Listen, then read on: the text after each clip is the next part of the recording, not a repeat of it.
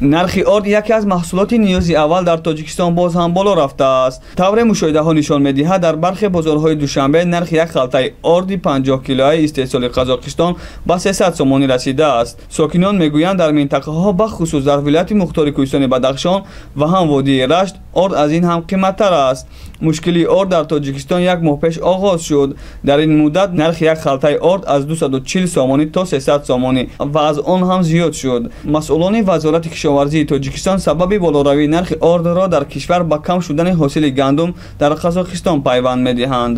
дар тоҷикистон гандумро асосан аз Қазоқистон ва як миқдори камтарро аз Русия меоранд. ба гуфтаи мақомот барои таъмини мардуми тоҷикистон солона 700 000 тонна орд лозим аст, дар ҳоле ки мақомот ваъда доданд нархи ордро назорат мекунанд, вале ба назар мерасад ки талошҳо чандон самарае наовардааст. орд маҳсулоти асосӣ барои ҳар оилаи тоҷикистонӣ аст ва болоравии нархи он ба буҷаи хонаводаҳо таъсир мерасонад.